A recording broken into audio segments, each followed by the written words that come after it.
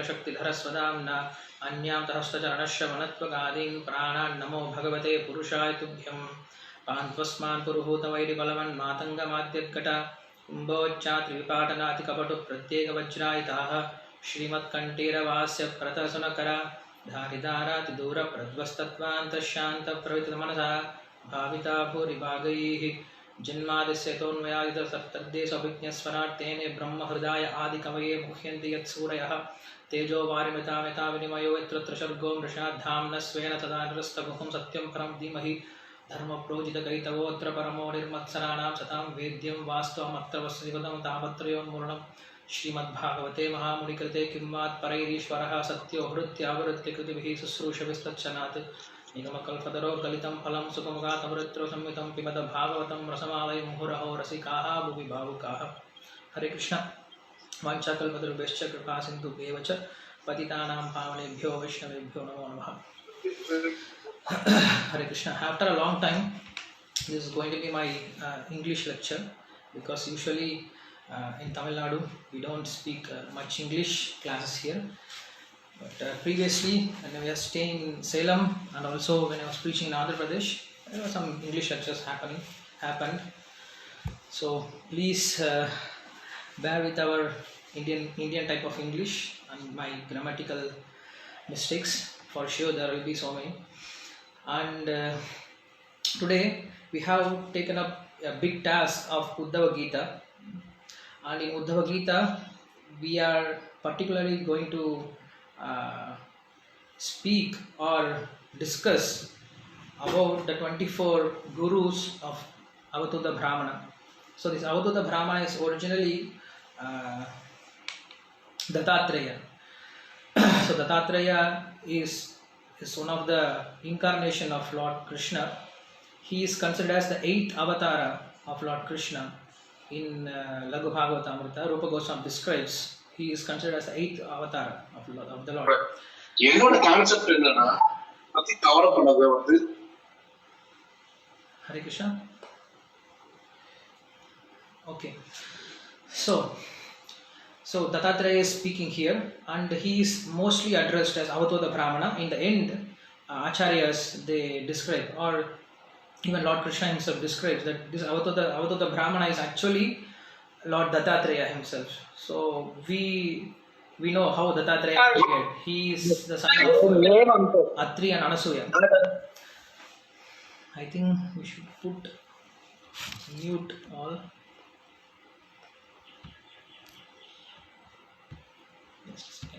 Okay.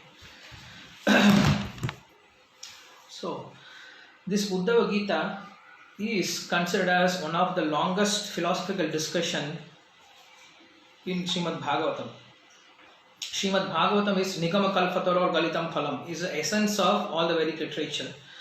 And while commenting on Srimad Bhagavatam, Sri Madhvacharya says, Bhashyoyam Brahma Sutranam. He says this is the Bhashya, or the natural commentary for Vedanta Sutra. And we know what is Vedanta Sutra. Vedanta Sutra is the essence of, or the condensed form of, the Upanishadic teachings.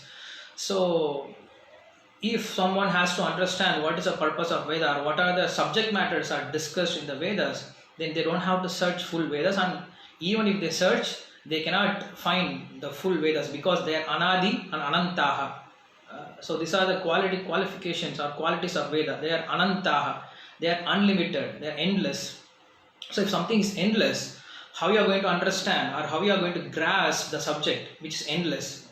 So it is a very difficult thing that one has to study full Vedas and try to understand or grasp what is subject matter discussed in Vedas. So that's why Vyasadeva very mercifully has given us this Vedanta Sutra in order to summarize what are the teachings of Vedas. And after giving this Vedanta Sutra, he found people started discussing it in a various way from various point of directions, and again they are misleaded.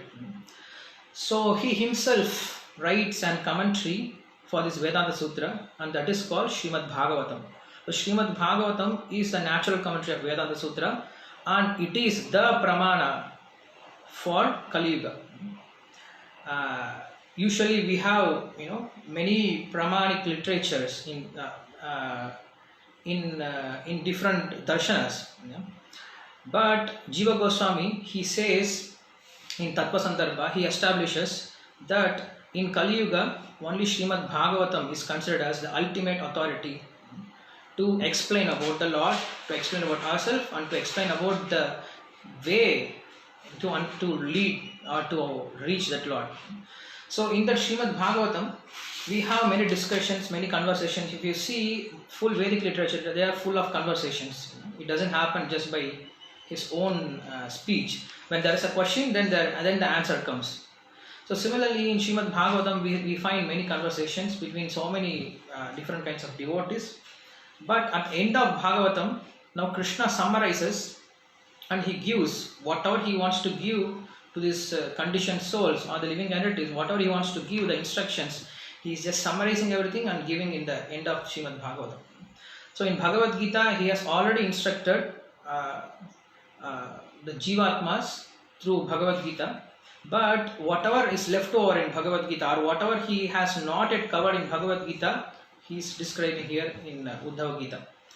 So this Uddhava Gita has 23 chapters, and now we are giving this. Now we are discussing on this Uddhava Gita in Tamil language. We have around 23 lectures already discussed, but still we are in the 5th chapter, because once if you read, then you understand, the depth and the opening up of the philosophies. Just like reading, then you won't find what are the essential teachings are there. But when you start studying it, diving inside the philosophy with the help of the Acharya's commentaries, then you understand, so many things are opening up, so many beautiful things that Krishna is speaking. It's really you can really enjoy. We say we should not enjoy, because ultimately Krishna is an enjoyer. But in this stage, we should have this kind of mental or intellectual kind of enjoyment. It is better than sensual enjoyment. It is like Karma Mishra Bhakti. And then when you come to the level of trying to get things from devotional service for your mind satisfaction, for your intellectual satisfaction, then it is called Jnana Mishra Bhakti. But still we have to go further for pure bhakti, but still enjoy Krishna's teachings. Okay, we don't have much time, we have only 2 days and we have so many things to cover, so I don't want to get into too much introduction, even though we can. But now we'll go inside the subject directly. So this Uddhava Gita, how it starts? It is in the 11th canto of Srimad Bhagavatam, when Krishna has decided to leave this planet and go to his own place. So Krishna is thinking like that, and he has already made an arrangement for that. First of all, he made an arrangement so that all the Yadu dynasty will be destroyed and they will go to the Swasthana.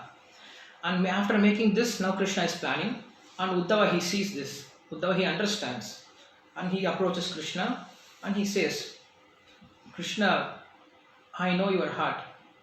I know what you are doing now. Because who can curse Yadavas? Who can curse Yadavas? Because Yadavas are very, very powerful, and no curse will work inside Dwarka. Why? Because when Narada comes inside Dwarka, usually Narada goes around, he preaches around, he doesn't stay in one place, he just goes around. But when he comes inside Dwarka, he just stays there.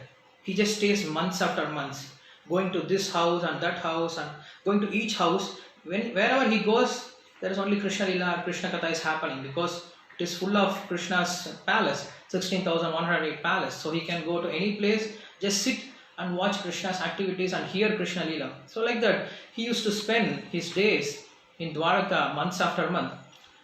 But Narada has a curse that he cannot stay in one place. From Daksha he got this curse, that when he instructed Daksha's sons on ultimate liberation, but that is renunciation. They all took sannyasa, and because of the Daksha was very unhappy with Narada, so he cursed Narada that you will not have a stable place to stay, and you will be roaming around like a beggar. He said, that's very good. That's what I need. That's what really I need. So he was very happy and he was roaming around. But when he came inside Dwaraka, this doesn't work. This curse doesn't work because Dwaraka is protected by Govinda Bhujaguptayam. Srimad Bhagavatam says it is protected by Govinda's puja, Govinda's Lord Krishna's powerful hands. So nothing can enter inside Dwaraka. If Narada's curse will not work, then how this Brahmana's curse will work for Yadavas? Because it is Lord's arrangement to send them back to that place. So it happened like that.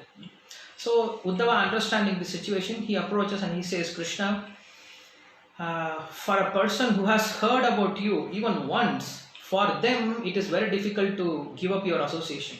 Even if they have heard you once, or they have seen you once, or they have had any kind of dealings with you even once, for them it is very difficult to give up that relationship.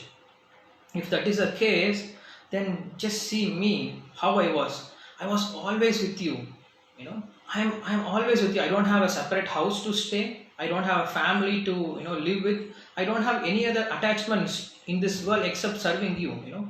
My only desire is to be always with you and serve you. And wherever you are, I'm always there. And what I'm doing, you just see. What are the clothes I'm wearing? Whatever clothes you left, you just leave it, and I'm wearing that same your old clothes. And whatever you eat, you left over that prasadam I'm eating. So whatever you have given me as a prasadam, or whatever you throw it away, I accept that and I'm using that. So I cannot live without you. I cannot sustain without your relationship. Please take me also with you. Let me also come with you to the spiritual world. Please take me also with you. Like that, he prays to Krishna. And then Krishna starts speaking in the 7th chapter. So this is in 11th canto, chapter 7. Krishna instructs Uddhava. So this is how our Uddhava Gita and this Avadhuta Brahmana instruction starts. So here Krishna says, Mahabhaga Chachikirsham eva me. Oh, Uddhava, you understood me very properly.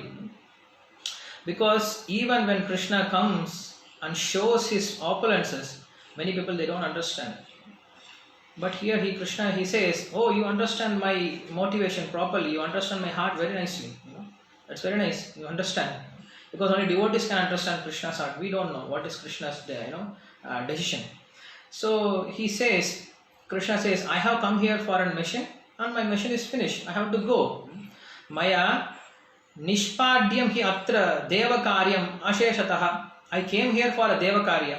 I came here to accomplish something for demigods, and I have done that. Now I have to go back. I cannot stay here for a long time. So Krishna has no any rules and regulations. He can stay anywhere. But he says that I come here for a specific reason, for a specific mission.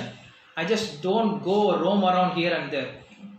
So this we learn from Srila Prabhupada and from our devotees also, that in our movement, the mood is like that. Whenever we have some mission or some preaching program, then we move around, then we travel around, then we visit different places. Otherwise, we just don't, go around to different places just for sightseeing. Even when Srila Prabhupada was there in this material world, he was not so much interested to go around to visit places, to visit, this tirtha, that tirtha, this holy place, that holy place. No, he was very particular. Whenever there is a, preaching program, or whenever there is some service, then he goes there. Not just he just goes there to enjoy something or to, spend some time there. No, he doesn't have that much time, and that is not his mood also.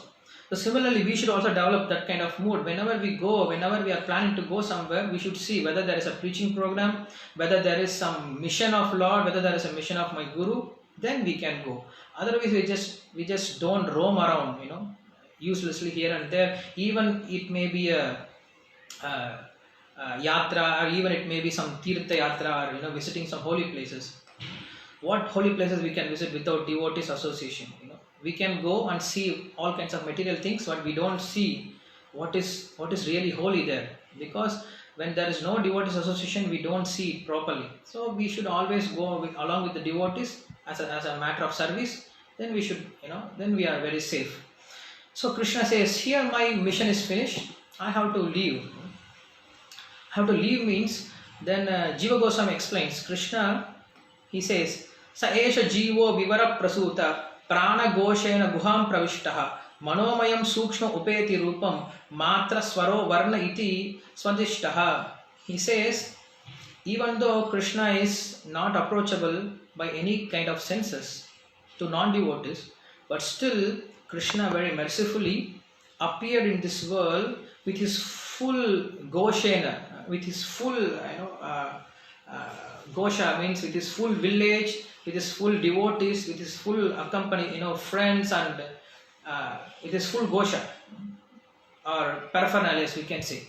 He just appeared in this world and he did so many pastimes which are happening in the spiritual world, which are very difficult for a non-devotee to observe with his naked eye or with his material senses, but still mercifully he has done this. Now what he is doing, he is just preparing to do his Aprakata Leela. He was doing Prakata Leela, now he is preparing himself for Aprakata Leela. Krishna never leaves Vrindavan. That's the point. When Krishna appeared here in Vrindavan, he just stays there. That is his place. Krishna never disappears. Never leaves Vrindavan. He just cannot be seen by others, but he stays there. His leelas are continuing. So Krishna is preparing for his Aprakata Leela. So that is the point here. So he says, he says to Uddhava, Krishna says to Uddhava, when I leave this world, ayam tyakta lokaha nashtamangalaha. He says, when I leave this world, then what will happen? Nashtamangalaha. Then there will be no inauspiciousness in this world. Navastavyam tvaya iha maya tyakta mahitale. You should not live in this place. Krishna says to Uddhava, Na vastavyam tvaya, you should not live in this place. Iha maya tyakta mahitale, the place which I left over, the place from where I have gone. So you also should not live there. You should also stay there. So while giving instruction to Uddhava, he is actually speaking to us. He says, this place is not meant for people like you. It is not meant for gentlemen. You should leave this place as soon as possible. We should not drag. We should not, make a very concrete step to stay in this world. Nate vidu swartha gating fi Vishnu durasaya bahirartamanina. Prahlad Maharaj says that in this world we make a vrata. Adan, sorry, what is that shloka? I forgot. He says the people in this world, why they cannot get liberation? Because they have the vrata that I will not leave this world. I want to stay in this world. That's why they are staying in this world. Otherwise, nothing can bind Jiva. Because Jivatma is spiritual and matter cannot bind Jivatma. Jivatma binds himself due to his ignorance or due to his forgetfulness of Krishna.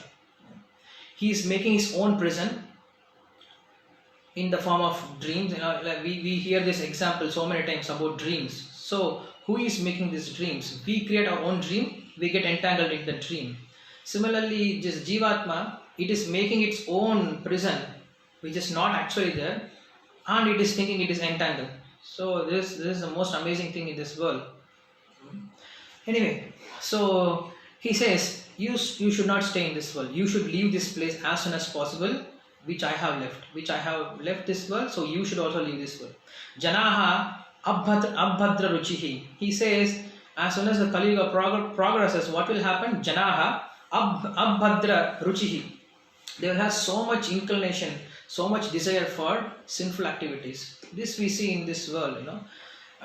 Now people are not fearful. They are not disgusted to do anything sinful. Now sinful activity has become like a heroic activity. Now whomever is doing more sin, they are considered as the heroes, or they are considered as the most intelligent people in this world.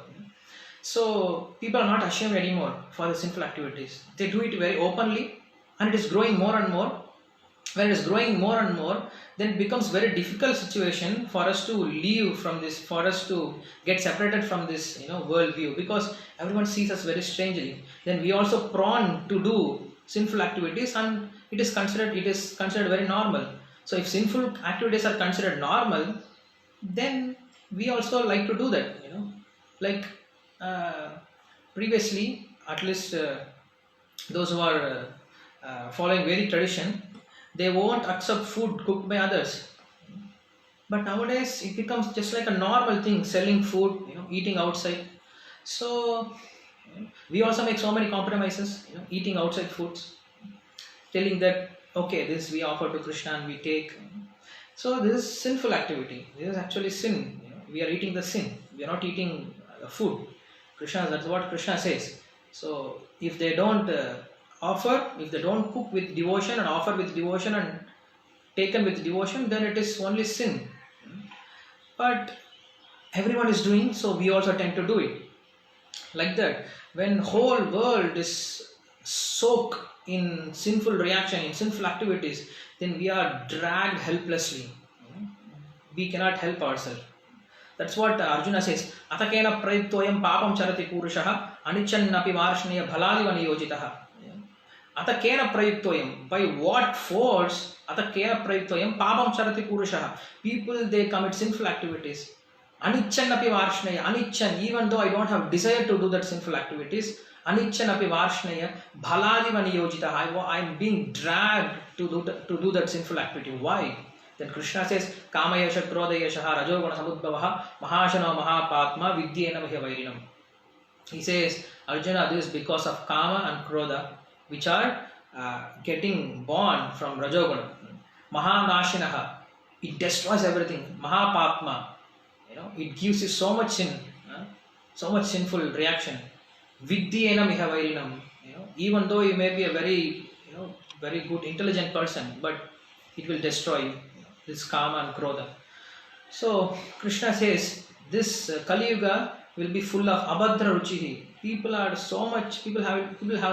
so much inclination to do this kind of sinful activity. So it's not a best place for you to stay. Just get out of this world as soon as possible. Bhaktisiddhanta Saraswati Thakur also says, this world is just like a toilet. So gentleman has no any business in toilet. Just come here, do your work and get out of this place. Don't try to make this world, utopia. Don't try to make this world very pleasant. It won't be pleasant. It will smell bad. It is disgusting. So an intelligent person should utilize his time, understand his purpose and get out as soon as possible. And to get out, he has to make arrangements. He has to prepare himself how to get out of this world. So that is what all the Shastras are training us. It is just training us how to get out of this world. Art of dying, how to die in such a way that you don't take birth again. So Krishna says, just get out of this world. How to do that? Then he says, Tvam tu sarvam parityajya sneham svajana bandhushu maya avesha manas samyak samadrik vicharasvagham. He says, in the beginning of Uddhava Gita himself, he says to this point, he brings Uddhava to this point of sarvadharman parityajya. So he says, Tvam tu sarvam parityajya. Just similar kind of shlokam. Swam tu sarvam parityajya. Just give up everything. Give up all kinds of so-called dharma and adharma in this world. Sneham swajana bandhushu. All your relatives, swajana, bandhu, just give up their sneha. Give up their attachment. And maya vesha mana samyak. Just concentrate your mind on me alone. Eva samyak. Krishna is very particular, always says eva. And then samadrik vicharasvagham, having a equal vision, just go around and give this knowledge, distribute this knowledge. So this is Krishna's instruction to Uddhava. He says, first of all, give up everything and then concentrate on me. After that, what you should do? Then you should have equal vision on everyone. When you have equal vision, what you will do? Then you go and preach to people. Then you go around and preach to people. See that they are also jivatmas suffering in this world without Krishna's relationship, and that is what they actually want. So go around and teach them. This is what Krishna is saying. So here Krishna is giving his ultimate instructions. That's what I'm saying. In Vedanta Sutra, Vyasadeva has summarized, and in Bhagavatam, Vyasadeva is giving the summary of Vedanta Sutra, and in this Srimad Bhagavatam, Vyasadeva is giving explanation for the Vedanta Sutra, and in this Uddhava Gita, Krishna is summarizing full Bhagavatam as an essence, and he is presenting this. So Krishna is this is last moment. He is going to leave this world, and before going, he has very important instruction for the living entities, and that is what is Uddhava Gita. Mostly we don't speak from Uddhava Gita because it is almost similar like Bhagavad Gita, but it has more deeper meaning also. So we should get used to it, to read Uddhava Gita and to start speaking from Uddhava Gita also. And many of us unknowingly we are speaking from Uddhava Gita only. Many of our philosophies are coming from Uddhava Gita, but unknowingly we have been speaking from this Uddhava Gita. Anyway, so while saying this, Krishna is thinking. What he is thinking in his mind, he thinks, you see, I have appeared in this world, and I have done so many things for my devotees, and I have done so many things. I have fulfilled the desire of my mother Devaki. I have fulfilled the desire of all kinds of gopas and gopis and Brajavasis.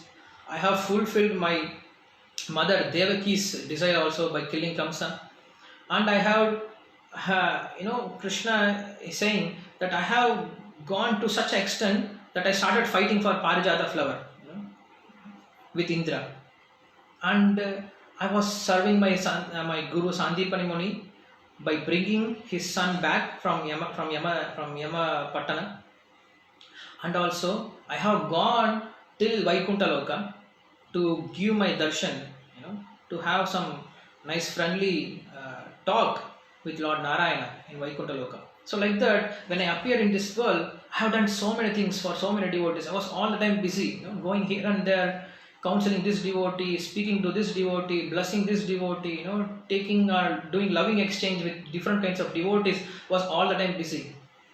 But I forgotten about one thing, that I never went to Badrikashrama, and there are my pure devotees, Paramahamsas are there, and Naranara Rishi, they are waiting also. So they did not get my darshan, and I don't have time also to go there to bless them and to teach them. So what I will do, I will send this Uddhava. So that's why he is saying you should go, Vichar Swagam, you should go and give this knowledge. So basically he is asking Uddhava to go and deliver this message. He has done this before also. How? When Krishna was in Dwaraka, I think in Mathura, Krishna usually he is mixing with everyone and having very good sweet relationship with everyone, but sometimes he used to be very morose. Sometimes he used to be just sitting alone and thinking about something. Then Uddhava, he notices and he comes and asks, Krishna, what makes you feel morose or lonely? Why do you sit like this? I usually observed you. You are always jolly and very happily moving around, but sometimes you sit in a separate place thinking about something, contemplating about something. What happens? What is in your heart? Then Krishna says, oh Uddhava, what I will say? My devotees, this gopis and Brajavasis, they are all suffering there. When I left Vrindavana, when I went inside Akrura's chariot, everybody started crying, and these gopis, especially, they have given up their lajja, they have given up their shyness, and they were pulling the Rath back. They're trying to pull the Rath back to Vrindavan. But I just told them, be patient, I will come back. And just by this word, they are sustaining their life. Otherwise, they don't have any desire to sustain their life without me. But they remember my words that I will come back and I will give them my association. So with this word, they are staying. So I want them to, I want to visit them and I want to talk to them. But I'm afraid if I go there, I won't come back. So somehow or other, I should communicate with them. So why don't you go and give some message? about myself and about my situation here. So Uddhava, he goes. So in that, Acharyas they explain, Uddhava is such a dear devotee and such a close devotee of Krishna that he is carrying Krishna's heart. He is revealing, Krishna is revealing his heart to Uddhava, and he is giving some very secret message to the gopis through Uddhava. He has not done this through any other devotees. Even though Arjuna was there, Arjuna was also considered as the best friend of Krishna, but still Uddhava was taken, even more higher position. That's why this Gita is called Uddhava Gita, not Bhagavad Gita. Where he spoke in Kurukshetra is called Bhagavad Gita, not Arjuna Gita, because there Krishna's prominency is brought out. But here Uddhava's significance has to be brought out. That's why it's called Uddhava Gita, not any other Gita. So to bring the Uddhava's glory outside, it is being named as Uddhava Gita, and some people they call it as Paramahamsa Samhita or Hamsa Gita, like that. There are many names, but Vaishnavas they call as Uddhava Gita.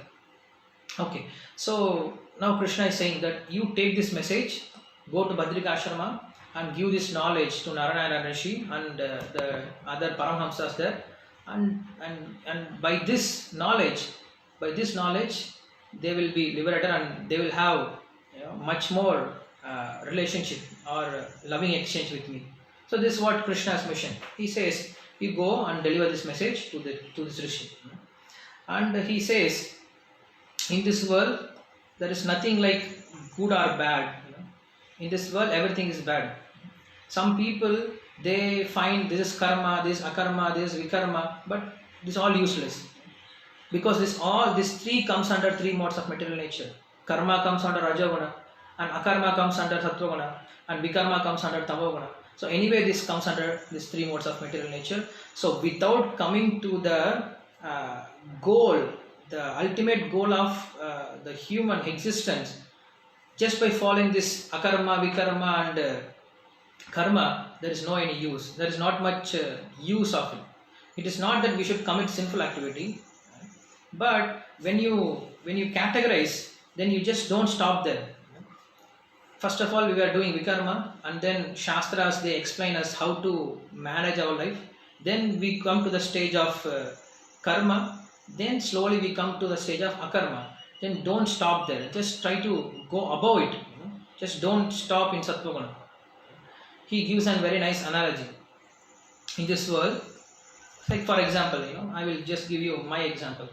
We are in Madurai here, and I want to go to Chennai. So what I am doing? I travel from my temple to Madurai airport, and I'm supposed to catch a flight which goes to Chennai. I'm traveling from here to Madurai airport. I am there, but I missed my flight. Now what is the use? Now just see, I am staying in the airport, Madurai airport, and somebody is staying in temple. So the person who is staying in temple, for him the Chennai is the same distance like the person who is staying in the Madurai airport to Chennai. So he says, what is the use of going through all these Vedic rules and regulations if you don't attain the ultimate goal of life? Dharma swanishthitah pumsam visvakshena katasuyah na utpadayat yatiratim shramayevahi kevalam. Dharma swanishthitah pumsam. People, they do their dharma very nicely. Dharma swanishthitah pumsam visvakshena katasuyah na utpadayat yatiratim. But if their dharma, if their so-called dharma, if their so-called religious activities, if their so-called punya doesn't bring them to the level of attachment to hear about Lord, then shramayevahi kevalam. It is simply useless endeavor. There is no any use. So Krishna is saying that in this world we see this kind of people, those who make distinction, okay, this is good, this is bad, but actually everything is bad if there is no Krishna. It is like a wet stool and a dry stool. That's what Bhaktisiddhanta Saraswati Thakur says. Sometimes wet stool sees the dry stool and starts laughing. Ha ha ha! You are wet. You are dry. But what is dry and what is wet? Both are stool. Similarly, in this world, what is good, what is bad. If there is no Krishna, then it is bad only. Yeah? It is bad. If there is no Krishna, then all our pious or impious activities, it's all useless. There is no any meaning. So he says that you should have the sama buddhi, you should see everywhere, everything in me and me in everywhere. So in this way, you can practice renunciation and you can help others and try to bring them to the level of renunciation. So here the Uddhava Gita is mainly concerned about renunciation. In Bhagavad Gita, it is different thing. Bhagavad Gita, Krishna is accelerating Arjuna, inspiring Arjuna to fight. It is more or less like he is inspiring him to do some activities, some karma.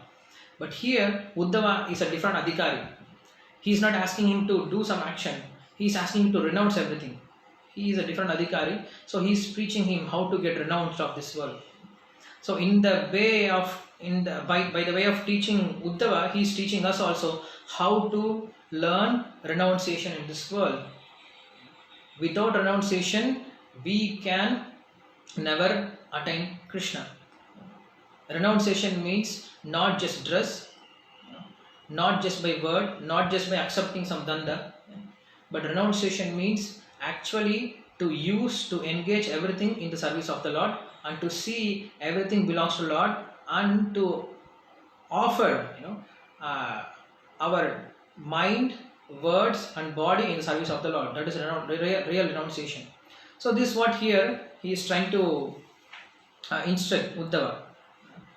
And Uddhava says, when Krishna says you should take up this renunciation and go and preach all this knowledge in the Badrikashrama, then Uddhava says, Tyaga ayam dushkaraha vishayatmabihi. Uddhava says, these two things are very difficult, Krishna, for me. What he says? Tyaga, that is renunciation, and Vishaya. Vishaya means sense gratification. These two things looks very difficult for me to give up. If I cannot come out of these two things, then how I am going to get renunciation? How I am going to get completely engaged in your service? So please instruct me how to do this. Krishna is not just giving some instruction, not just giving some orders. Along with the orders, he is giving mercy also.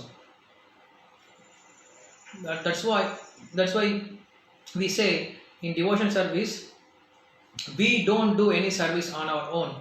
We get orders from higher authorities. When we get orders from higher authorities, then we get mercy also to do that service in a proper way. Otherwise, if we start doing ourselves something because we know it better, or we like it, or we want to just show up that we know this better, then that service won't satisfy anyone. That service won't satisfy Krishna and won't satisfy you also. So that's why in devotion service we should always see what devotees are ordering us to do. There is a needful and there is a ishta, what I like and what is needful. So here Krishna is asking Uddhava to take up this renunciation and start giving this knowledge around. So now Uddhava is asking how to do that. I don't have strength to do that. Still I am engaged in sense gratification and I cannot give up this worldly association. But Uddhava is very capable person. Uddhava is almost equal to Krishna. In his appearance also, if you see Uddhava, he just looks like Krishna because of too much of meditation on Krishna. He uses everything used by Krishna and he always meditates on Krishna. He is engaged completely in serving Krishna. So his whole bodily appearance changed like a Krishna. When Uddhava approached Vrindavana, then all the Vrajavasis, when they saw Uddhava first, they thought it is Krishna because he is wearing Krishna's yellow color garment and his body becomes, his body looks like blue in color like Krishna. And almost while meditating on Krishna, his face also, somewhat resembles like Krishna. This we can also experience in this world. When we have too much of meditation on something, their face changes. Like, for example, husband and wife. If you see husband and wife, sometimes you can see they look like each other. They look like each other. They look similar to each other because of too much of meditation. And I have seen few places that sometimes the dog owners look like the dog owner's face look like the dog's face also, because of too much of association and too much of contemplation about the dog. Their face also resembles like that kind of dog. Sometimes we can observe in this world. That's what this Avadhuta Brahmana speech is full of observation. So we'll go into that subject. So he says, please instruct me how to do that. I don't know how to do that. So please instruct me how to carry out this order. That I am surrendering unto you. So please instruct me on this order. That's what here Uddhava says. Then Krishna starts speaking from 19th shloka. In 11th chapter, from 19th shloka, he says, he starts speaking about this Avadhuta Brahmana's charitra. He says, Prayena manushya loke loka tattva vichakshanaha samudhrati hi atmanam atmanaiva shubha asayet. He says, usually in general, he did not go directly, inside quoting various verses. He says, Prayena manujya loke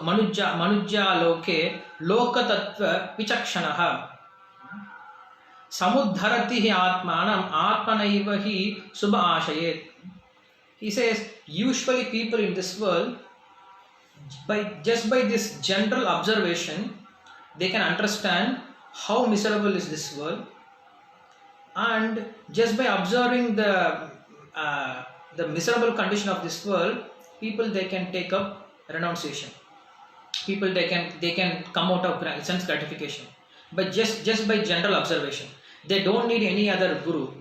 That's what here Krishna is saying. But it has very various meanings.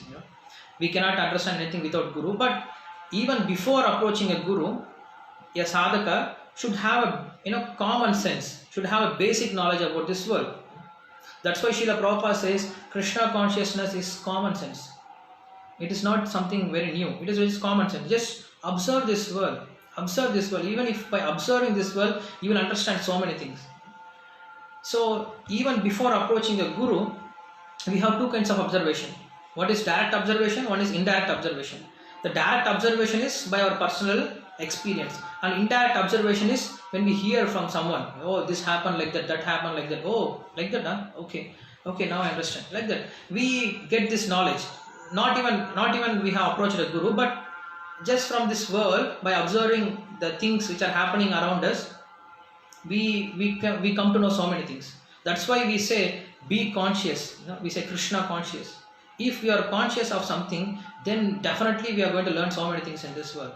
But the problem is we are not conscious of anything. We are like zombies in this world. That's what Shastra says. We are like living in a dream world, assuming some mentally concocted forms and names and designations and problems. We are just living in our own imaginary world, not seeing what is happening around us.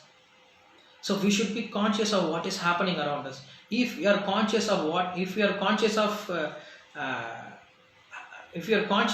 is happening around us, then we will be easily Krishna conscious. Because whenever you see around ourselves, then we can see that this so many amazing things happening around us, and without Krishna's help, it cannot happen. So that's what Krishna says. First of all, a person, he observes this world, he sees this world, and from this world he learns so many things. Now to increase his understanding, now to channelize his understanding, he approaches a guru. It's not that he just approaches a guru without any knowledge. That's what also that's we also say, Tad vijnanartham sa guru me avabhigachet samitpanihi shotriyam brahmanishtam. When somebody is inquisitive, when somebody is inquisitive to know something, then he approaches a guru. That's why Vedanta Sutra says, Atado Brahma Jignasa. Brahma Jignasa, first you should have Jignasa. First we should have inquisitiveness. Inquisitiveness is a sign of intelligence.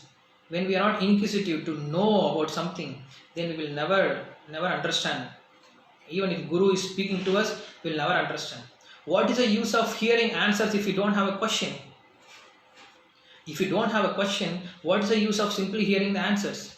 You don't have the question itself. you don't have the interest to hear itself, then what's the use of speaking to you? So that's why Shastra doesn't speak. Shastra, even if it speaks in a very complicated language, so that the person who is reading, he will ask questions. The Shastras are made in such a way that it won't explain everything very directly.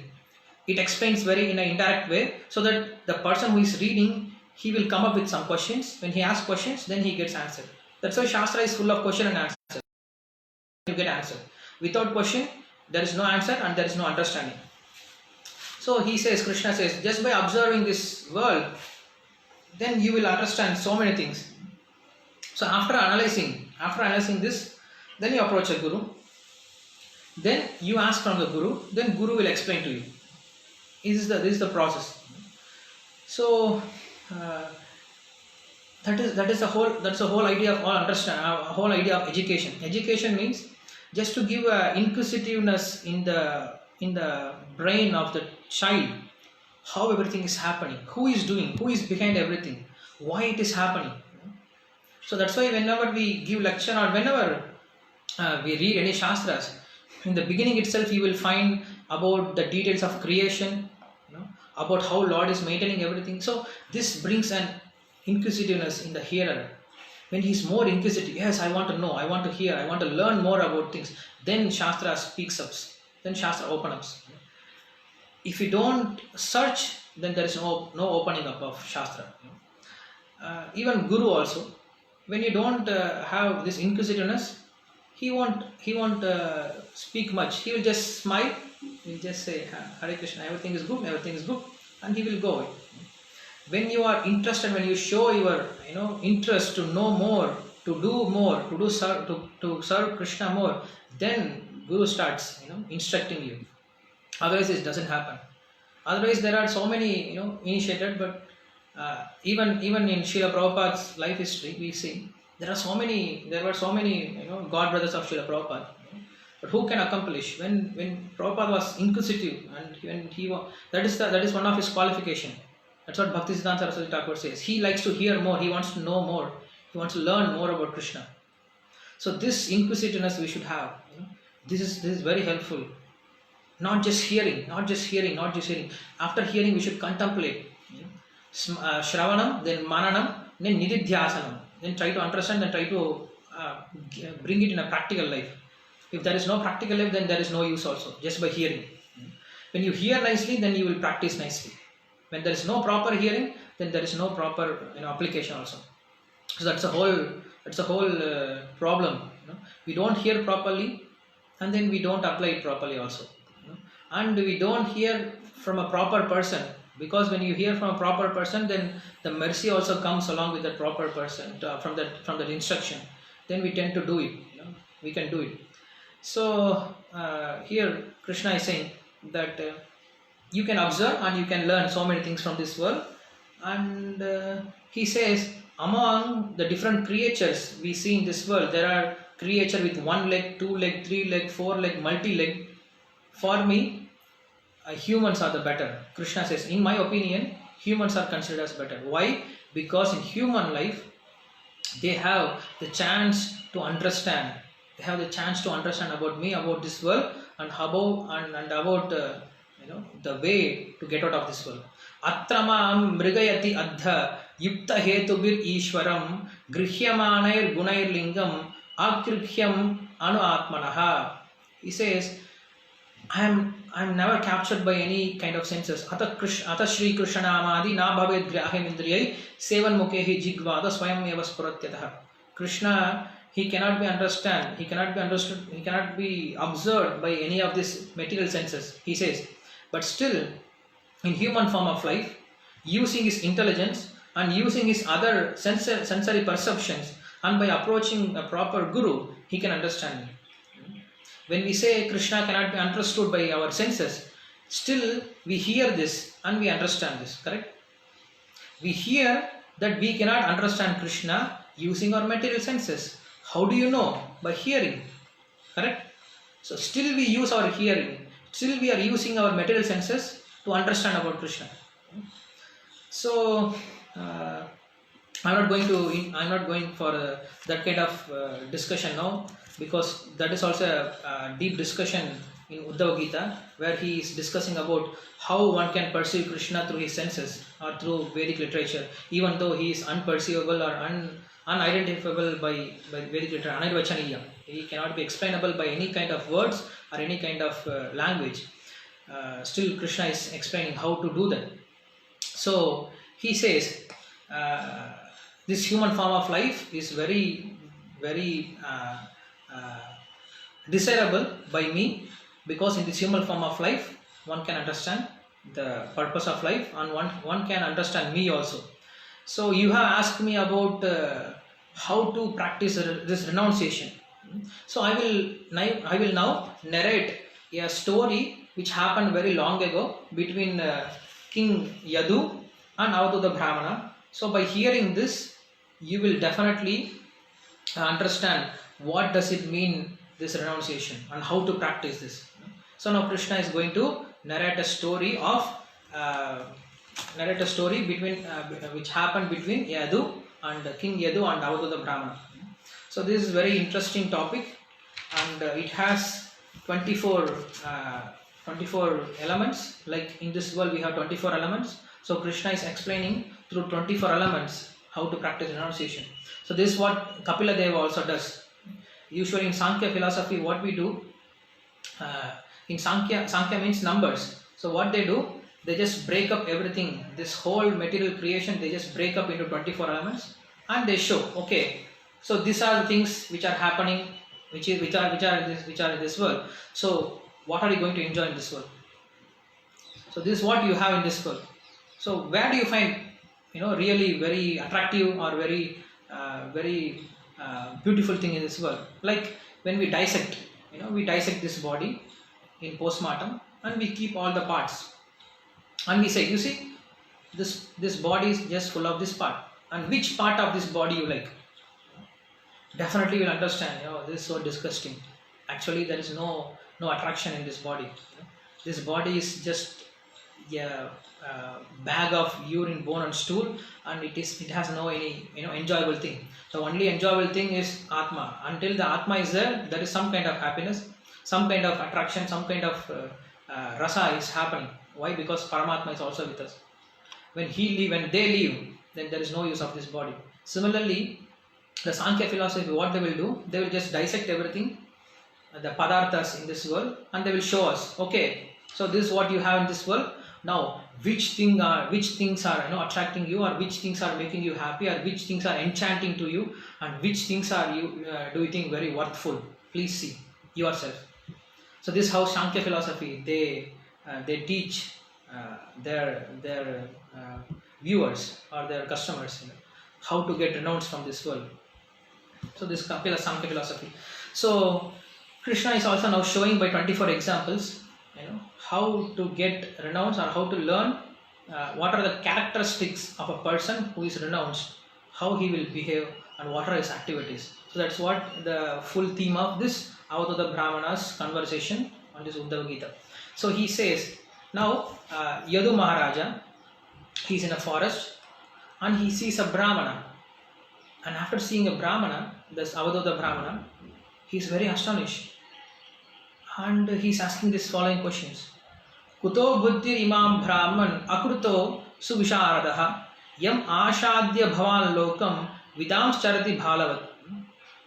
Oh Brahmana, you are just roaming around this world without any fear, without any anxiety, without any problem, like a balavat, like a small child. But you look like an intelligent person.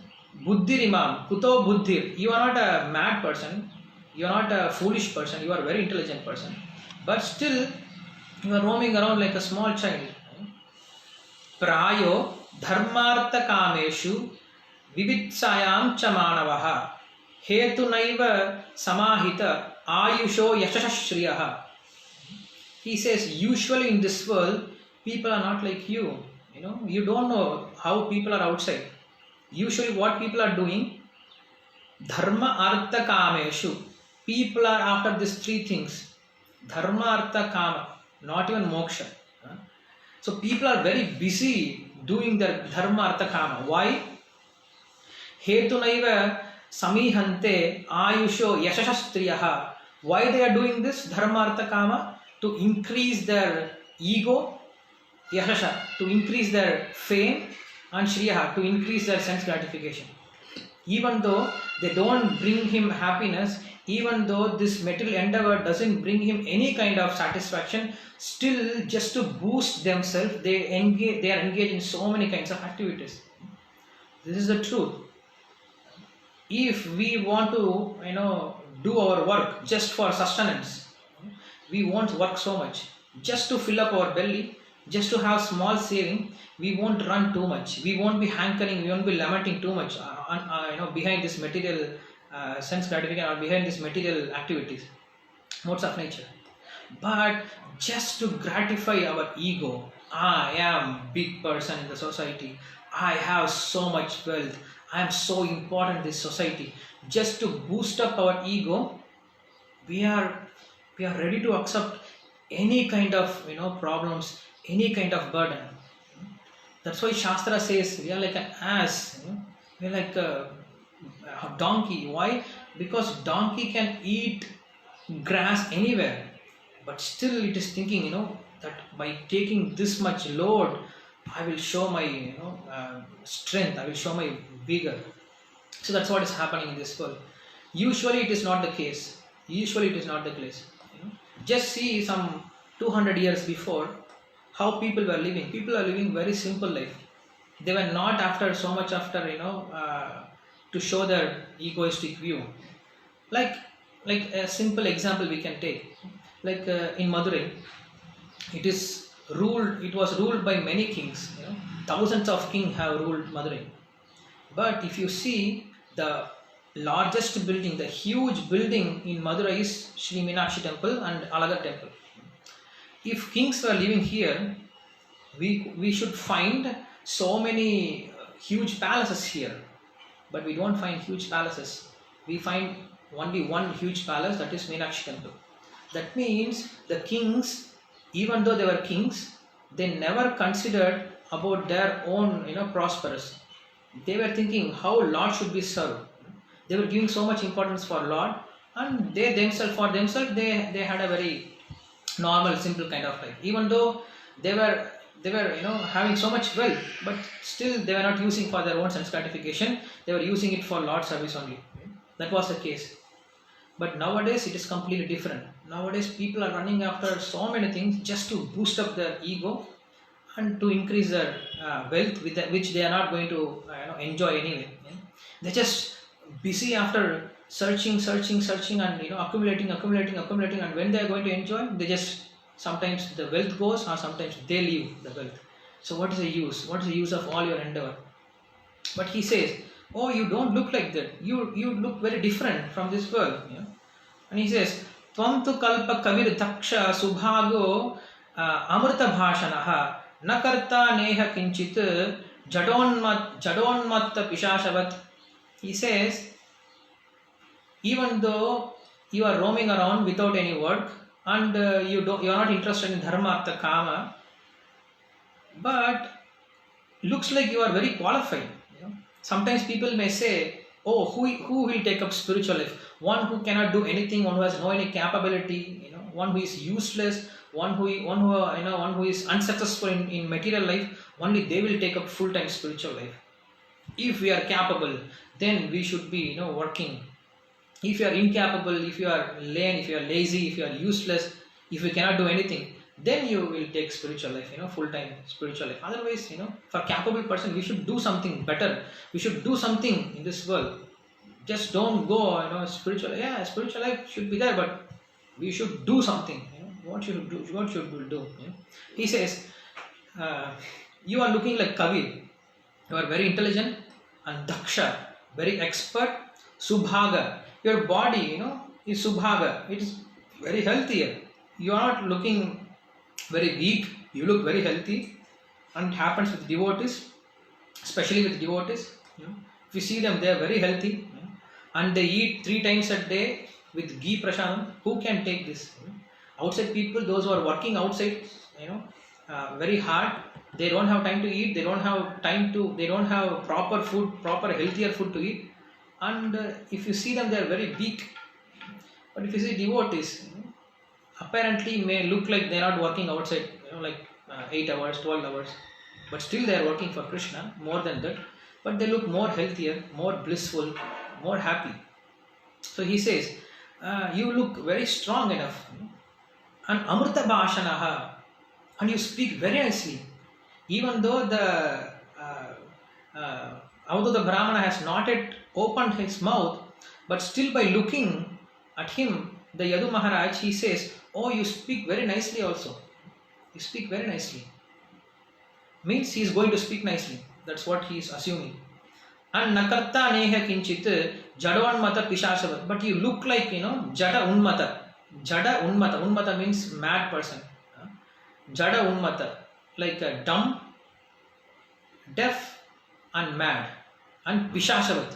Pishashavat means, and your appearance looks like hunted by ghost. So all these different kinds of futures are, present in the Avadhuta Brahmana. So janeshu dakhyamaneshu kamalobha dhavagnina na tapasa agnina mukto gangabhyaha stava iva dipaha. And he says, because of this too much engagement in this material world for dharma, artha and kama, people are just getting burned everywhere. He says, janeshu dakhyamaneshu. People are just burning in this material fire of existence. Samsara dhava dhanalita loka, we say. And also Prahlad Maharaj says in Narasimhadev prayers, he says, Shokagnina sakala yonishu dakhyamanaha, he says, Esmad priya apriya viyoga sayoga janma shokagnina sakala yonishu dakhyamanaha. Yes, everyone in this world, they are burning by this shokagni. Why? Because they are getting engaged in this material world and they just get burned. But he says, but this Yadu Maharaj says, but you don't look like that. We are all burning here in this material world. And what you are doing? You are just standing in Ganga, in the middle of Ganga river, in the cool water and looking at us. And you look very peaceful. You look very happy. So this same kind of situation happened in the beginning of Srimad Bhagavatam, in the first canto. The first canto, if you see so many this rishis, thousands of rishis, they started doing yajna. And after the yajna, after hundreds of years of the yajna, they could not find any satisfaction. All their body, become black due to this so much smoke, and they don't find any satisfaction. And they were thinking what to do. And they saw a Vaishnava who was sitting very peacefully, very composed, very content, very thoughtful, very deep and grave. And all these sages, they approached and they all did Dandavat Pranam to that sage. He is Suta Goswami. He is from Suta family. And this Brahmana and these sages are from Brahmana family. So usually Brahmanas, they don't worship anyone. But he is a devotee. So everyone they did Dandavat Pranam and they asked the same question.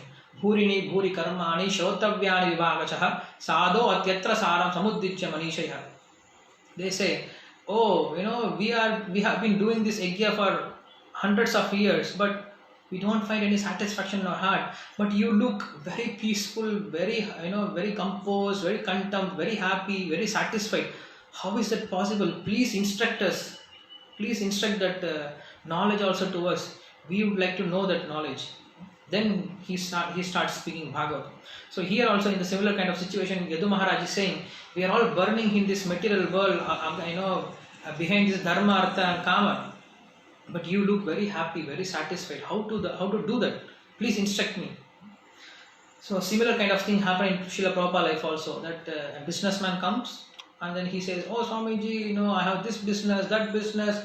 I have this share, that share, I have this company, that company, I have so many things, but ultimately no happiness, But you people are simply sitting, in temple and doing bhajans, but you people are very happy, very, composed, very healthy. How is that, Swamiji? What I should do to get like you, to be like you? Then Prabhupada says, whatever company you have mentioned, just give it to me. We will take care of the company. You come to temple, join us, and you be happy. Then that businessman, he just runs away. Oh, okay, Swami, it's okay. I will take care.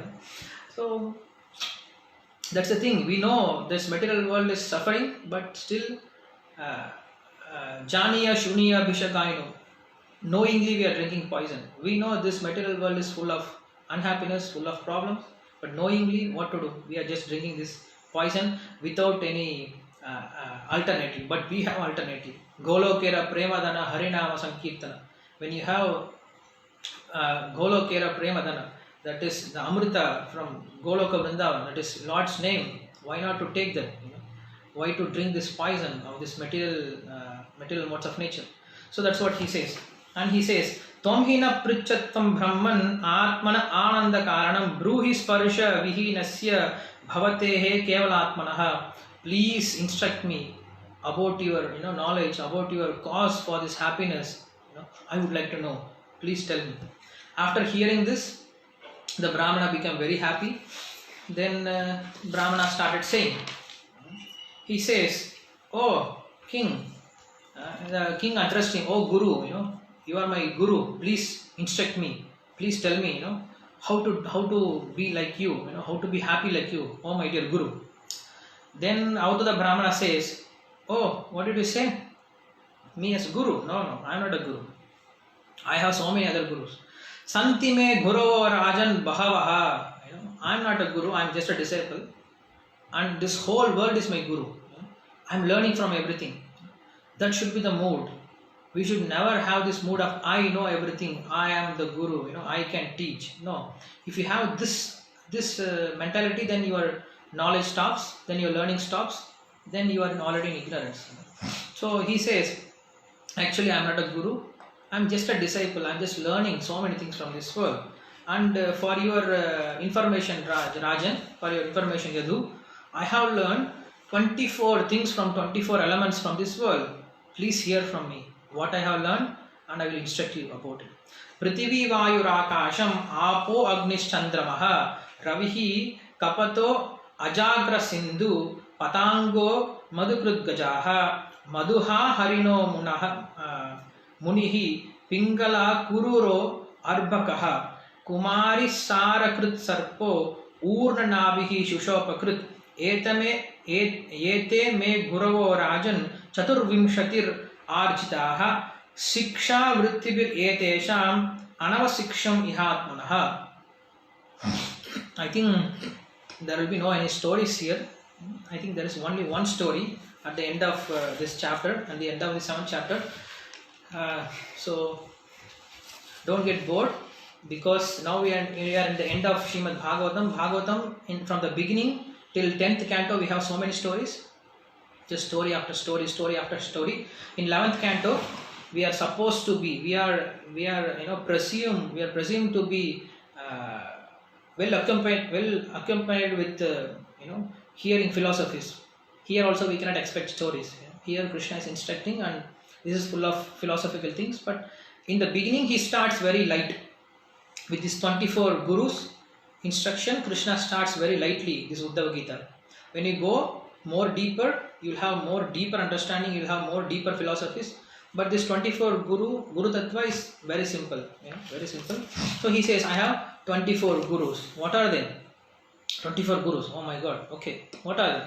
He says, earth, air, water, sky, fire, this Panchabhuta, and then moon, sun, pigeon, python, sea, and then deer, fish, pingala, prostitute, kururava, bird, and one child.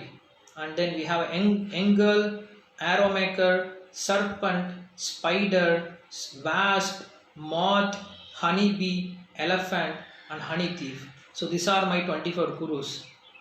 Now I will start explaining to you one by one. Please hear. That's what that Avadhuta Brahmana says. Now he starts explaining. So already we are in 1:15. So shall I continue? At least we should go to some extent. Otherwise tomorrow we won't be able to finish 24. And how much time? Hare Krishna. Hare Krishna, Prabhu. Manibhushan Prabhu. Everybody is okay for another 15 minutes? Anybody asks? Okay, Guruji.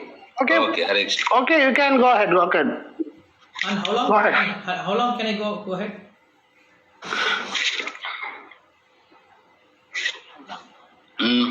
Manibhushan Prabhu, any other program is arranged? No, Prabhuji, no, Prabhuji. No, there is no other program. If the people are ready, you can continue. Okay, I'll just go for Okay, 20 Prabhu. minutes, maybe 20 minutes I will go.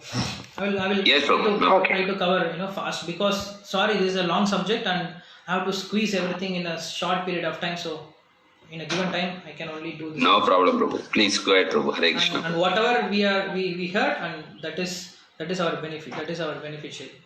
So like Samudra Snana, when we go inside a ocean to take bath, we don't go from this side of Samudra to that side of Samudra. We can go Yatha Shakti, we can go take bath, dip and come back. So similarly, when we understand Shastra and we study Shastra, to our Yatha Shakti we go, we hear, we study and we start applying. That is our benefit, that is our real benefit. So first of all, he starts with earth. Akramyamanaha Dhaiva Vasha. He says, from this earth I have learned two things. From this earth I have learned two things. What is it? Dhiraha na achalat marghat. So this earth, if you see, the main quality of earth is dhira. We say dhara. Dhara means to able to tolerate everything. Earth is tolerating everything.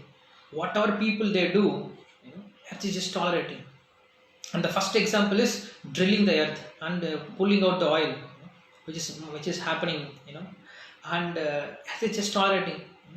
And sometimes people they do puja to earth, and sometimes they dig, they pass urine, they pass stool, they pass blood, they do all kinds of nonsense things on the earth. But earth just it just accepts. It is not. It is very sober. Dhira means sober. It's not disturbed. Why? Akramyamanaha Daivavasha. Because a sadhu in the similar way should see or should accept whatever disturbances which are caused by others. He should say it is Daivavasha. It is happening because of Lord's arrangement. When somebody is giving me trouble, actually he is not troubling me. It is my karma. He is just acting as an instrument. I am supposed to suffer for this karma, and he is just an instrument to give the suffering. Actually, he is not the cause of suffering. My karma is the cause of suffering. So in this way, the sadhu, what he should do, he should just try to tolerate. He should try to tolerate the thing, and he should not be disturbed by these disturbances.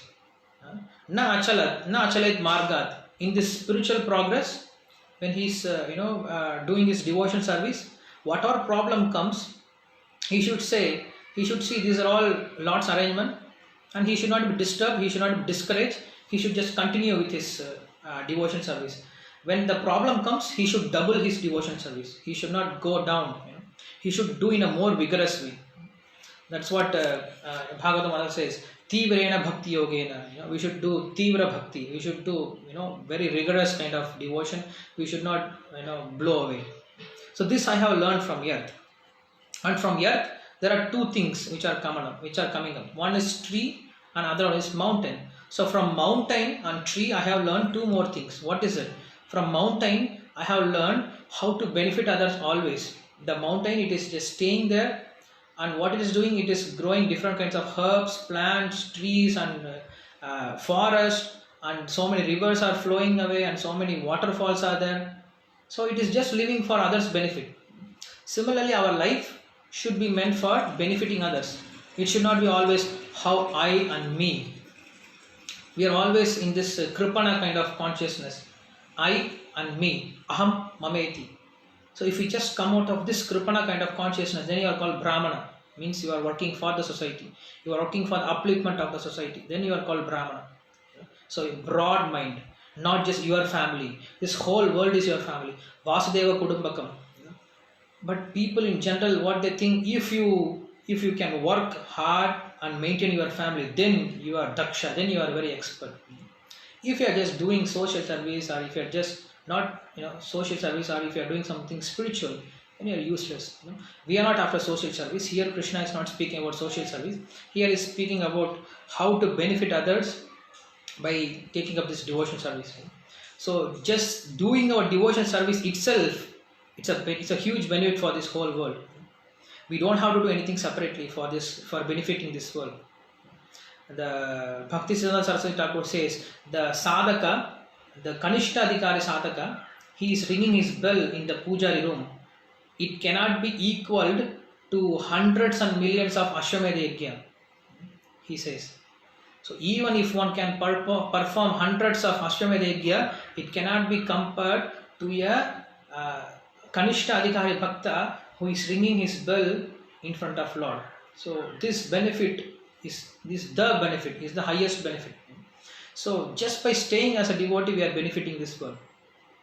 Even though sometimes we cannot preach, sometimes we cannot do anything, but just becoming devotee itself, it's enough. It can deliver whole family. Like Prahlad Maharaj, he was doing devotional service, and because of his devotional service, his 21 generation got liberated.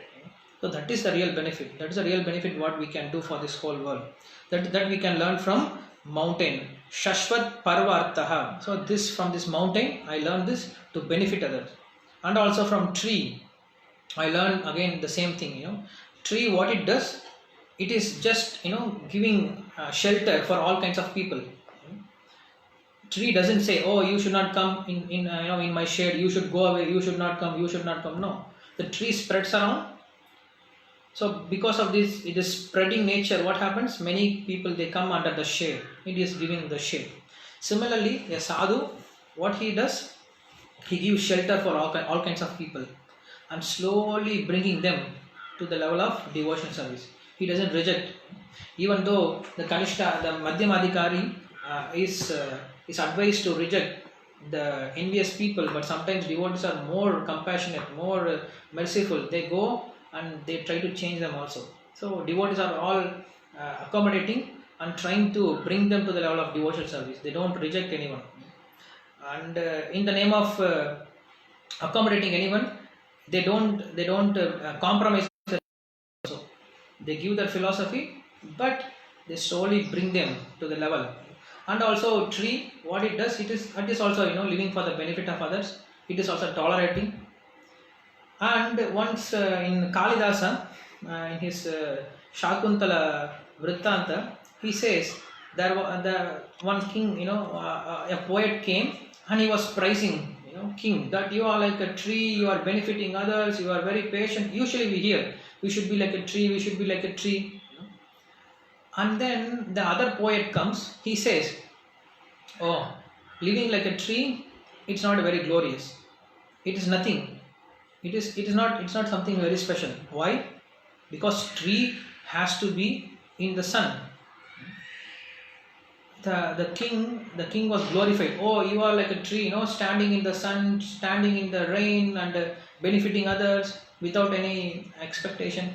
So the poet says, it's not something very special, because tree has to be in the sun. For example, you consider, you are thinking, okay, tree is suffering from sunshine, so let us make a building, let us make a shade around the tree. So you cover the tree with full of concrete bricks. What will happen? Tree will die. Tree cannot sustain. Tree has to be in the sunshine. Similarly, you are a king, so king means you should be like this. This is your duty. You should accommodate others, you should give shelter to others, you should live for the benefit of others. That is the whole point of being a king. Don't be too much proud that you are helping others, you are giving shelter to others. That is your duty, that is your swarupa. So you don't be too much proud of your position. So this is just small side point. So in that way, I learned from earth, I learned three things. One is dhiratvam, nachalatvam, and pararthatvam, means to help others. So these three things I learned from this earth. And from wind, second thing, he comes wind. From wind, I have learned so many other things. What is it? Prana vittaya e santushta na indriya priyaha. This prana, this wind, if you see, actually here he speaks about prana, and wind is an external manifestation of prana. So this wind, this prana, what it does, it moves around this body just to sustain this body. It is not like a sense, it's not like the other senses, help in wanting to enjoy the sense gratification. No, wind doesn't do that. Even though without wind, even though without this prana, this body is useless, but this prana never expects, never hankers for sense gratification. It just moves around just to sustain this body. Similarly, what we should do as a sadhus, we should sustain, just for sustenance, we should use the senses, not to gratify the senses. We should work, we should do our, we should also, try to satisfy the senses, means try to feed the senses, but not for sense gratification, just to maintain this body. Just to maintain this body, we should do all this thing. So that's why Krishna also says, Yuktahara viharascha, that in the name of maintaining senses, we should not be too much attached and we should not be too much detached. Then both the things are problem. We should have a balanced way of life, and in the balanced way of life, we should have this desire to maintain this body, not to gratify this body. This I have learned from this prana. And he says, this wind, even though it is surrounded by many good and bad objects, like wind, breeze, is blowing, wind is blowing, and it goes inside a nice forest where many other where many beautiful flowers are there. So it carries beautiful smell. And the same wind, when it goes inside some nasty place, it carries all kind of bad aroma. But in its original nature, wind doesn't have any smell. Wind is just carrying good and bad aroma, and then it just leaves after some time. So in the similar way, a sadhu, he may be under different situations, good situation, bad situation, but he should never get entangled in that situation. We have many kind of situations, we enter inside many kind of situations, this good situation, that good situation, this price, that pricing, this mocking. Sometimes people they price, sometimes they mock. What we can do. So we should not be attached for this. And also, we get glories. Sometimes we don't get glories. We get bad name also. So what we can do? We cannot do anything. So in the similar way, like a wind, we should not be attached with good and bad situations in this world. We should just be situated in our own self, that is Krishna consciousness, and we should just go on with our Krishna conscious activities. And also this wind, it goes inside dark areas, it goes inside forbidden areas without any fear. Similarly, for a Krishna conscious person, he has no fear. He can travel anywhere, he can preach anywhere, and that's what we see from Srila Prabhupada. He can go anywhere, but still not get entangled. Not get soaked in the modes of material nature. Usually, when we are too much when we have too much association with some modes, then we naturally develop that kind of desire. Dhyayato vishayan pumsaha sangastesu upajayate sanga sanjayate kamaha. Krishna says, by meditating on a sense object for a long amount of time, then we develop desire to gain that or to enjoy it. So what devotee does, he just goes as a matter of duty, does his duty and comes back. He doesn't carry anything, he doesn't get entangled, he doesn't acquire that quality. So like that wind we should have. Na visajjate vayuvat.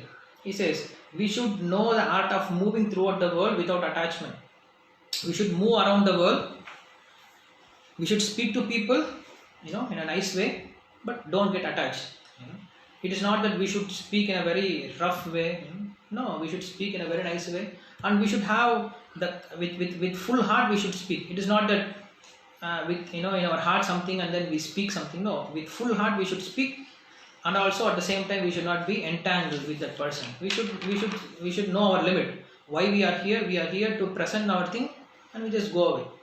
We don't get too much attached with the people. This is what I learned from wind. And third thing he says, Akasha, from sky. From Akasha, what I have learned, this Akasha is like a big family. The sky is a big family. In that family, there are innumerable stars, moon, sun. Everything is staying under the shelter of sky. But sky never stays under anybody's shelter. Sky is giving shelter for everyone. Sky can stay without all this shelter. without all these stars, moon, and everything. But this star, moon, and these things cannot stay without sky. In a similar way, we should be always in the place of giving shelter to others. We should not be staying under the shelter of anyone. If we have to stay under the shelter of anyone, it should be Krishna only. We should not stay under anybody's shelter. That is the whole point. Our only shelter is Krishna. We should keep our life in such a way that our only shelter is Krishna. Rakshishyati iti vishwasaha. He is our only shelter. If we consider others as our shelter, then slowly,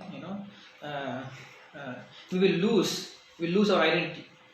So that's why Acharyas, they always, want, even though they were all Shaktas, even though they had abilities, they were always seeking for the shelter of the Lord. We see this from, his studies from Ramayana, Mahabharata, even from Ramayana, Vishwamitra.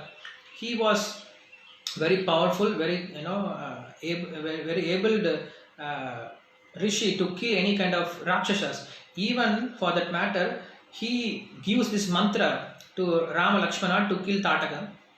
But he can do himself. Why? He doesn't want to do that. For his protection, he doesn't want to do that. But for the protection of dharma and for the protection of other rishis, he is ready to do that. So he has this ability, but still he always keeps himself under the shelter of Lord. He never uses his abilities to protect himself. He is always staying under the protection of Lord. So this is what from the sky. And sky is all pervading. Sky pervades everywhere, and it is just resting in one place, and within the sky everything is staying. So we hear from the Lord that Lord is Achalavat. Lord is Lord or Brahman, we can say. Brahman is Stiraha. He doesn't move. And he is all pervading. He is all pervading, and also at the same time he doesn't move. How to understand this? What does it mean? He doesn't move, and all pervading. Means, you see, now I am sitting in this place, and this place like a 4x4, 4x4 measurement. Now in this 4x4 measurement, I cannot make any movement. I cannot move anywhere. Because I am fully occupied this place. I have fully occupied this place. I am occupied. I am fully pervading in this place. I cannot move anywhere. In the similar way, the Lord is all pervading. He is everywhere. By his energy, he is everywhere. So where he can move, he is within him. Everything is there. Nothing is beyond him. So that's what Achalavat. He doesn't move, and he is all pervading. In the similar way, in this whole body also, the soul is pervading everywhere. Soul is pervading everywhere. It doesn't move also. This is what I learned from this sky. And then he goes for water. I will just finish with this Panchabhuta till fire. I will finish this, and then from next day we can continue more. So from water, what I have learned from water, I have learned many qualities. One is Swachha. Swachha means clean, and second one is Snigdha. Snigdha means soft, and third one is Madhurya. Madhurya means sweet, and fourth one is Tirtha Bhuhu, which purifies. So from this water, I have learned these four qualities. What is that? The first quality is Swachhata, cleanliness. A sadhu is very clean. He's supposed to be clean. Whatever we are, whatever we want to clean in this world, we use water only. In any form, we use only water. So in a similar way, the sadhu, he should be very clean in his behavior, in his all kinds of activities. He is clean, and also soft, snigdha. He should not be like very fearful. If somebody nobody should have fear on us, and if we also see nobody, we should also have no fear on anyone. That is a real qualification of sadhu. By seeing a sadhu, nobody should get fearfulness, and we also should be not fearful of any situation. That's a shloka in Bhagavad Gita. Anyway, now I don't have time. So like that, a sadhu is snigdha, very cool, like cool, composed. He's not too much agitated. We see Srila Prabhupada, he's very cool. He's very cool, very, very calm, very cool, like water. Sometimes when you go on the river and see, water is just flowing, and your mind just flowing with the water becomes very pacified. Similarly, when you see a sadhu, your mind becomes automatically pacified. Even though we have so many difficulties and so many waves in our mind to open up to a guru, we have so many ideas to speak to our guru, to speak to us, devotees, that I want to tell this, I want to tell that, I want to do this, I want to do that. We have so many things in our mind, but as soon as you go in front of a guru or in front of a pure devotee, then your mind becomes very peaceful. Just you stay very calm, because they are, when you come inside, when you come in front of them, just pure, that just pacifies your mind, like this water. So that's a qualification of a sadhu. Snigdaha and madhuryaha. Madhuryaha means very sweet. What is sweetness? Krishna says, Rasoham apsa kaunteya. I am the taste in water. So when you are thirsty, nothing can quench your thirst except water.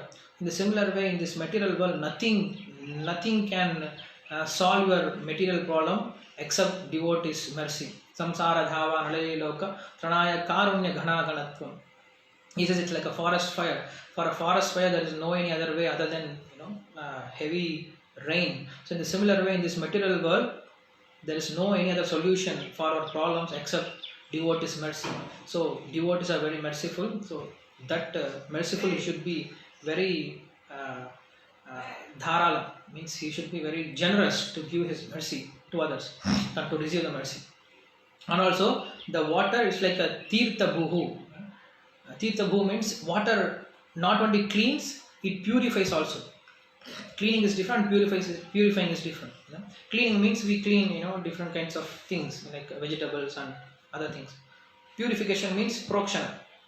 Like we bring a flower, we don't soak full flower garland in the water and then offer. No, we just do prokshana and it purifies. So in the similar way, it is not that we have to be with the sadhus all the time and up and down, right and left, like so deep. No, just few relationship or few moments with sadhus, it can purify us. Lavamatra sadhu sangha. So that should be the sadhu's qualification.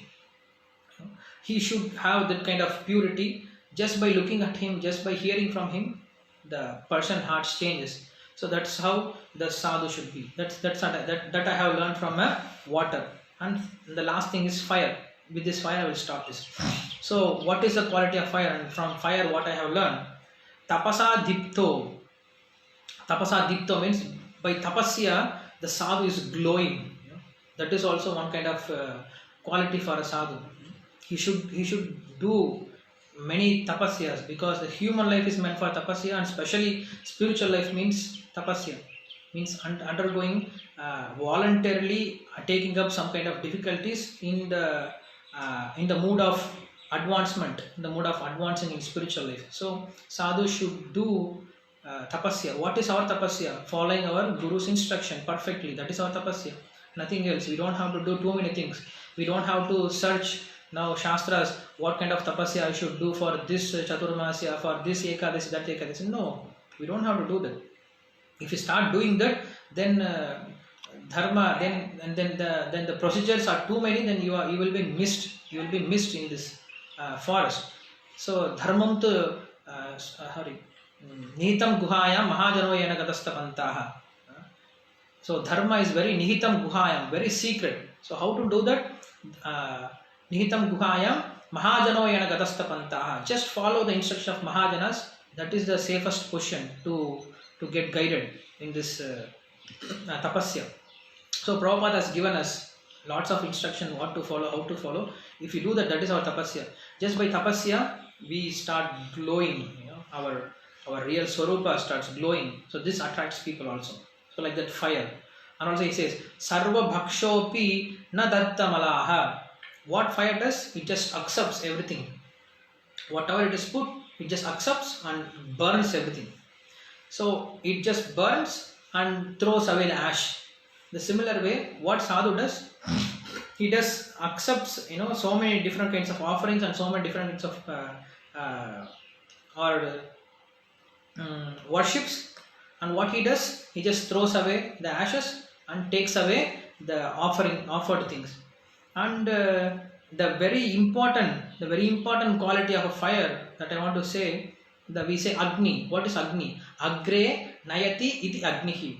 That which brings forward is called Agni. So what Agni does, whatever we offer, it just carries to the Devatas. So the Guru's position is like an Agni. The Guru's position is like an Agni. Here he says the Guru should be like Agni. Why? Because Kvachit Channaha, Kvachit Spashtaha, Bhungte Upashana Shriyaha Ichatam. What Agni does, it is just accepting and delivering to the demigods. In the similar way, what Guru is doing, what is Guru's position? Guru's position is very, very dangerous or not desirable by a devotee actually. Why? Because Guru means he has to accept worship, he has to accept service, he has to accept self-glorification. And who will like to do that? Which devotee would like to glorify, hear his own glories? Nobody. You know who will like to hear his own glories? Ravanasura, yeah? Or Hiranyakashipu. They want to hear their own glories. Oh, please glorify me, I want to hear. And they want to get, worship. It is their mentality, it is Asuric mentality. But Guru is mercifully taking up that service. What service? He is accepting all kinds of worship from us. He is accepting all kinds of glorification from us. Why? To do this. Shreyaha Ichatam. Bhungte Upasanaha Shreyaha Ichatam. Just because to benefit the offerer or benefit the disciple, Guru is accepting this. Otherwise, Guru has no any desire to accept this kind of glorification or this kind of offerings from any kind of people. So Vaishnava Guru or a sadhu, he is accepting everything from his disciples, and what he does, he slowly gives this to Krishna. If he doesn't give, then he falls down. If he thinks this glorification is for me, this prize is for me, this offering is for me, then he goes away. But he just, what he's doing, his position is he has to just offer. So in the similar way, what Guru is doing, he is bringing and he is just offering. And also fire, it purifies. Dahan prayag uttar ashubham. What fire does, it just purifies. All the dust beings are, burned, and everything goes away and everything becomes clean. The similar way, what sadhu does, he just cleans our sinful activity, all our sinful reaction. He just cleans our sinful reaction. So this is what the fire is doing. And tatsat swarupaya agnihi iva edashi. He says, this is the last thing. So when you put a fire in an object, fire actually doesn't have a form, but in whatever form or in whatever object the fire is burning, it assumes that form and it is burning. So now looks like now fire is looking like a tree, and sometimes fire is looking like a tire, and sometimes fire is looking like a house, sometimes fire is looking in a different color, but actually fire doesn't have all these forms.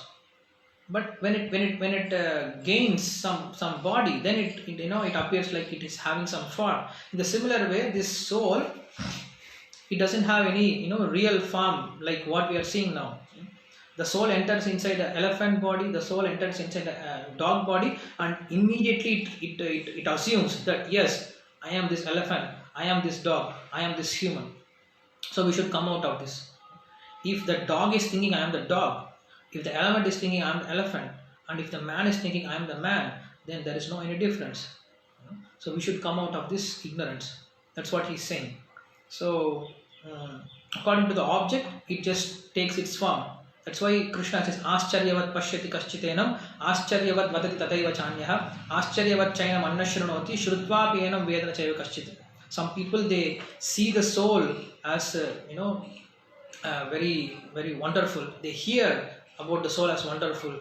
Some people, even after hearing, they don't understand about the soul. That's the mystery of the soul. So the soul, it is very tiny, but when it enters inside a small ant's body, it thinks I am the ant. When it enters the elephant body, it thinks I am the elephant, and it's sustaining the whole body. So in the similar way, as a human being, if we start thinking I am this human, then we are not better than an animal.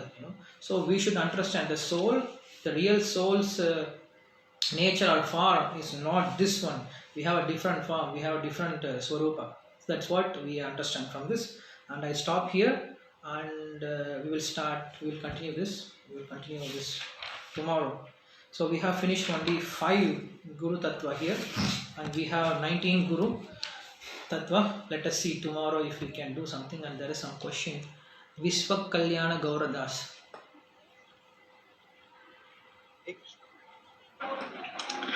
Hare Krishna. Hare Krishna Prabhu, can you hear me? Yes. Dandavat Pranam Prabhu, thank you so much for explaining about these subject matters of Uddhava Gita and getting into the first 5 gurus and of the conversation with the Yadu and the Avadut Brahmana.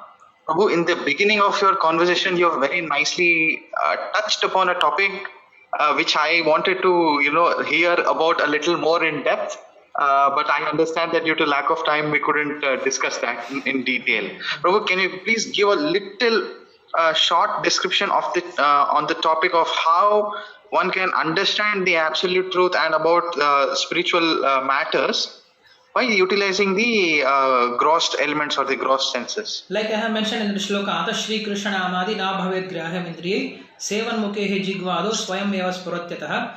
And also in the Shastras also we say Krishna is independent, he cannot be conquered by anyone, but still if Krishna desires, he can be conquered like Yashoda. In the similar way where Shastra says he cannot be observed by the senses, but if Krishna wishes, he can reveal himself to the senses. Like in Bhagavad Gita we see in the Vishwarupa, Krishna says, you cannot observe this form with your ordinary eyes, so I will give you the special eyes, with that you can see my Rupa. So when Krishna wishes, then with this material senses we can still observe Krishna.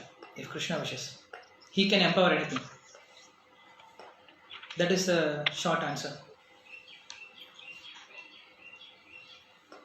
Hare Krishna. Prabhuji, Hare Krishna. Once again, thank you so much for sharing your realization and understanding about this great subject, Bhagavatam, Prabhuji. But you mentioned in the beginning of the class, the adhikara about Arjuna and Uddhava. Mm-hmm. So both of them are, the eternal associate of the Lord and the great devotees, eternal associate they are. So they themselves have a different adhikar. What to speak of us, especially those who are stages like me in Kanishta. It's difficult to relate myself with these extraordinary instructions and knowledge. So how shall we put into practice, Prabhuji? Okay, so whether it is an Arjuna, whether it is a Yudhishthira, whether it is Janaka Maharaja, so whether it is a Uddhava, the final stage what Krishna is bringing us is that complete detachment from this world and complete attachment to the spiritual, to the devotion service. So for Arjuna he is speaking in a different way, because at that point of time he has to do that war. So for that purpose he was instructing him to do war, but again he is bringing to that same point that Karishye Vachanam Tava, do whatever I say. So here for Uddhava also he is doing the same thing. Karishye Vachanam Tava. He is bringing him to the point, just surrender unto me and hear whatever I say. And how to do that? He is saying, just give up all other kinds of attachment and just surrender unto me, and by that you will be used as my instrument. If you have your own desires and own likes and dislikes, own opinion of your own dharma, then you will not follow me. So just follow me, and I will bring you to that level. So yes, in Uddhava Gita, now he is starting with how to practice this renunciation. It doesn't come automatically, it doesn't come in one life, because for millions of lifetime we are in this body and we are used to it for the sense gratification. It is not possible immediately, but it is not impossible. Like Arjuna says, I cannot control my mind, Krishna. Krishna says, come on, what is this? You are from Arya family, you cannot control, you can do it. How? By Vairagyena Abhyasena Kaunteya Vairagyena Grihyate, by means of practice and by means of detachment. And then he starts from 7th chapter how to develop that by speaking about himself, by understanding that everything belongs to Krishna. Like detachment is not a very very difficult thing. What is detachment? Detachment means if you understand everything belongs to Krishna, then naturally you will have the tendency to detachment. Why? Because for example, in our temple we have arati plate, we have chamara, we have so many paraphernalia which are used, which are being used for Krishna, and nobody dares to take that chamara, and fan himself. Nobody even thinks about taking Krishna's plate for his own eating. Why? Because we know it belongs to Krishna, and it is just common thing. We cannot even think about it, to use it. In a similar way, when a devotee understands, when he sees everything is Lord's expansion, Vasudeva Sarvamiti, when he sees that everything is Lord's energy and it is meant for his enjoyment, then definitely the devotee will develop detachment very easily. But now we need to practice to see in such a way. All this lifetime we are practiced to see how I will enjoy this, how I will enjoy this, how I will enjoy this. So we are practiced to do that. Now we should change our practice to see how everything belongs to Krishna and how everything is connected to Krishna and how everything should be utilized in Krishna service. Detachment means not just giving up, using everything back in Krishna service. So that's what our sampradaya is. It's very special about that, like that. So you mean to say Yukta Vairagya we have to develop? Yes. Okay. Thank you. Thank you so much, Prabhu. Thank you, Prabhu. Okay. Again, Thank you, Purushottam Prasad Prabhu, for attending with us. Vishwa Kalyan Prabhu, you have any more question? One more question? Just one, if you permit me, Prabhu. Yeah, go ahead. Vamsidhari Prabhu, thank you so much again for giving me this opportunity. Prabhu, in the end we were discussing about the formlessness aspect of the fire, that is Agni, and you also mentioned about how the soul takes up the forms of these different bodies like ant, elephant, etc. Prabhu, can you please clarify? Perhaps you have mentioned it rightly, but I misunderstood it. But could you please clarify this formlessness aspect of the soul? Is it that the soul doesn't have a material form and it has a spiritual form? Yeah, that's a whole understanding. That's a default understanding of this, because one soul cannot have different forms. It has one particular fixed form, but it is when it goes inside different body, it assumes that it has this form, that form, but actually your form is completely different.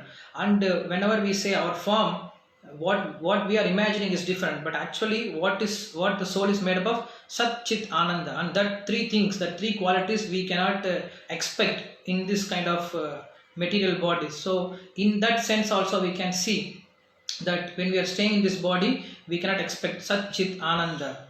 So in that way, you don't try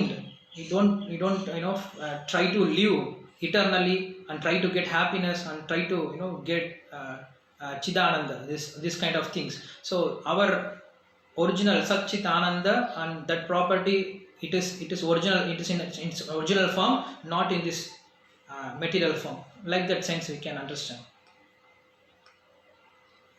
And if you're not clarified, then you can call me privately also. I can discuss, because it's already going to be 2 o'clock. I don't know whether it's okay. Is there anything? Thank you so much. Hare Krishna. Any other questions, or we will thank Prabhu now for his wonderful nectarian class. I think many of us are inspired and got enlightened by the lecture and inspired in Krishna consciousness. So if at all some questions are there, Prabhu will continue the class tomorrow also. So you can write down the questions and tomorrow you can ask. Thank you, His Grace Vamsidhari Prabhu. Thank you very much for giving your time and explaining so nicely the complex subject of the Gita. And is it So we'll again join. And is it possible for me, who are all watching, can I just have the darshan? Yeah, Prabhu, there is a participants on the bottom. There is participants on the bottom. If you click that, you can see, Prabhu, all this who are there in this class. No, I can see, but I don't see the. No, they want, please, you can switch on your videos. Yes, okay. Just for the sake of having the darshan. Otherwise, Yeah, everybody can switch on your video, then Prabhuji can see all of otherwise it. it's like I'm talking to my laptop. Yes. Okay, Prabhuji. Chandravamshi Prabhu, I have not seen him directly. Chandravamsi Prabhu, he is there, but his video is off.